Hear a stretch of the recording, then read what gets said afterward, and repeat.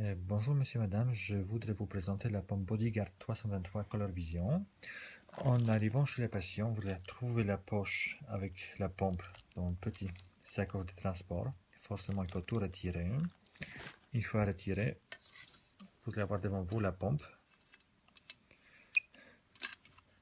qui est en train de perfuser. Vous avez un petit voyant vert avec une petite barre, ça veut dire la pompe est en route. Après la vérification de la nouvelle poche, vous constatez qu'elle est viable et vous pouvez arrêter la perfusion en appuyant stop.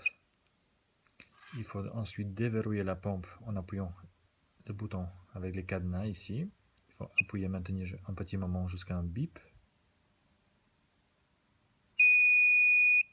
Puis, impérativement, il faut éteindre la pompe en appuyant le bouton on off.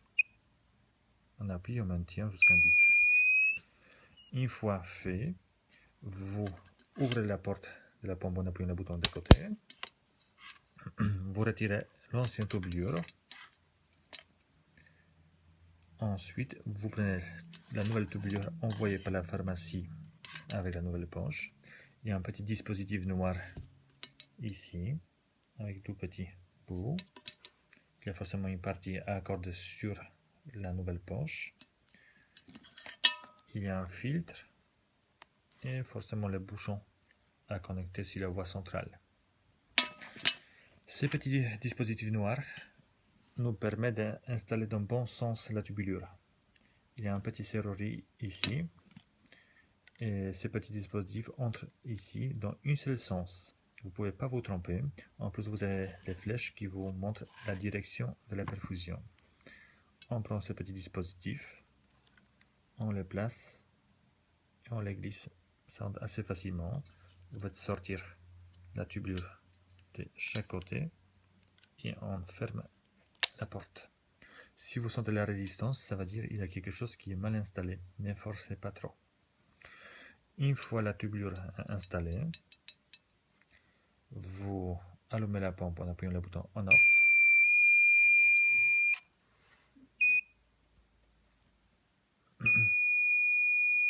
Elle vous affiche programme continu. Ensuite, elle doit vous afficher millilitres R. Si ce n'est pas ça, il faut, en utilisant le bouton stop, retrouver cet paramètre millilitres. Ça ne doit être pas en concentration milligramme R, ça doit être toujours en millilitres. Une fois vous voyez que c'est bon, vous validez avec OK. Lisez bien qu'est-ce que la pompe vous affiche, elle va vous bien guider. On doit avoir le débit qui est stable, normalement déjà paramétré par l'hôpital, c'est 2.5. Si ce n'est pas le cas, il faut mettre avec le clavier 2.5 et me contacter. On valide. Les volumes perfusés, la pompe décompte les volumes perfusés. Normalement, c'est les volumes qui nous restent dans la poche. À chaque changement, vous allez trouver ici d'autres volumes. Ce n'est pas grave, c'est normal. Par contre, pendant le changement de la poche, il faudra remettre les volumes à 0 en mettant les volumes à perfuser 240 qui nous permet de perfuser les produits pendant 96 heures plus ou moins 5 heures. On valide avec OK. Vous avez plusieurs paramètres sur la pompe. Vous vous intéressez de deux premiers, les débits et les volumes. Vous validez. La pompe vous demande est-ce que vous souhaitez démarrer la perfusion. Oui, par contre, avant, il faut purger la tubulure. On purge la tubulure uniquement avec la pompe. On ne purge pas manuellement ni en gravitation. Alors, vous forcément accordez la poche sur la tubulure. Vous prenez le petit bouchon, vous déclampez, vous mettez un petit coton stérile, au cas où s'il y a 2 ou 3 gouttes qui coulent. Ensuite, vous avez un bouton Prime Bolus, il faut l'appuyer, purger, attention d'être connecté les patients qui est clair, on valide avec OK. Les volumes de purge paramétrés à 10 ml. C'est tout à fait suffisant pour purger la tubulure entière, même un peu trop. Donc si vous trouvez que la tubulure est déjà purgée, vous pouvez arrêter les purges à tous les moments en appuyant le bouton stop.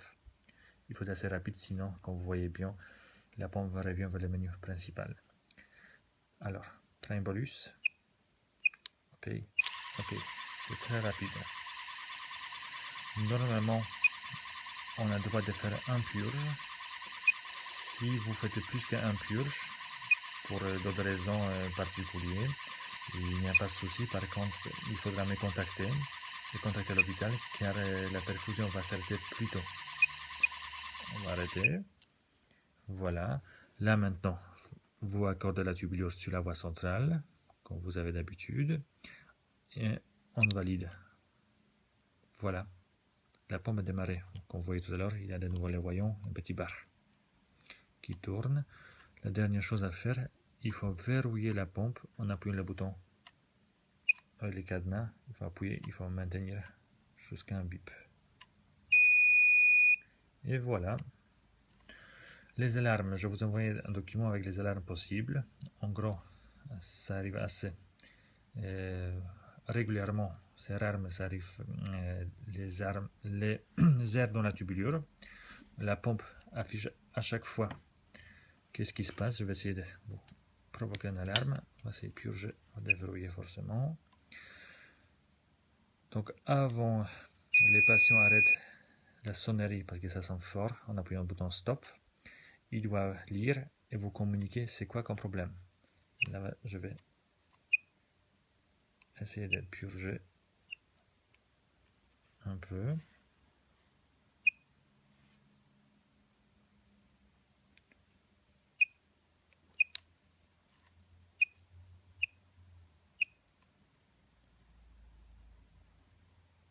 Voilà, ça ne veut pas purger maintenant, c'est pas grave.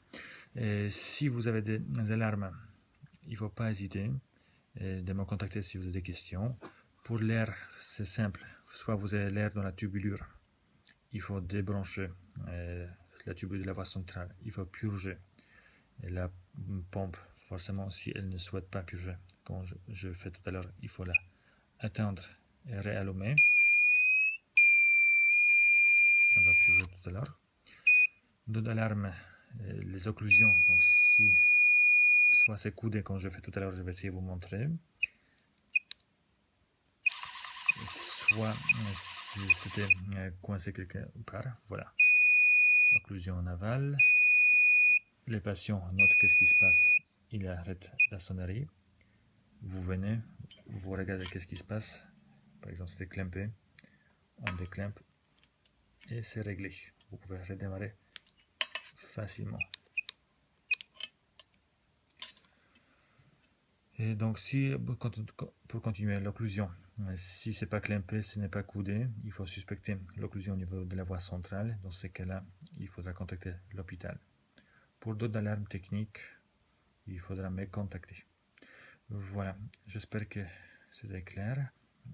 En cas de questions, vous avez mon numéro, n'hésitez pas à me contacter à tous les moments. Merci, au revoir.